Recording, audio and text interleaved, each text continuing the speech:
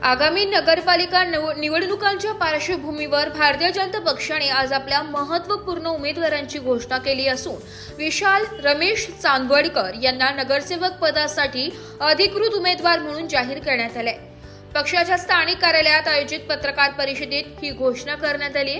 यावेळी जिल्हा परिषद कार्यकर्ते आणि मोठ्या संख्येने समर्थक उपस्थित होते।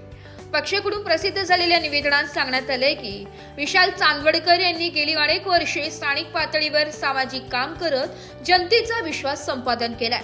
त्यांच्या नेतृत्व क्षमतेवर पक्षाला पूर्ण विश्वास आहे। घोषणेनंतर प्रतिक्रिया देताना विशाल चांदवडकर म्हणाले की पक्षाने माझ्यावर दाखवलेला विश्वास मी जनतेच्या सेवेत उतरवणार आहे। माझ्या प्रभागाच्या विकासासाठी आरोग्य, स्वच्छता, पाणी पुरवठा आणि तरुणांसाठी संधी निर्माण करणे ही माझी प्राधान्याची कामे असतील।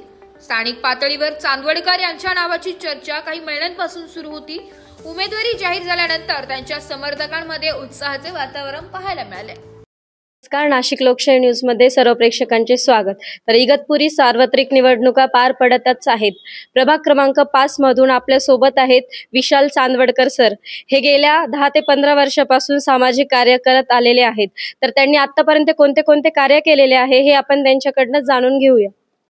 मी विशाल रमेश चांदवडकर, मी प्रभाग क्रमांक 5 मधून उमेदवारीसाठी उभा आहे।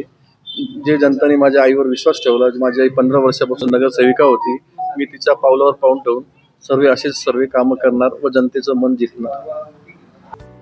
ब्युरो रिपोर्ट, नाशिक लोकशाही न्यूज, नाशिक।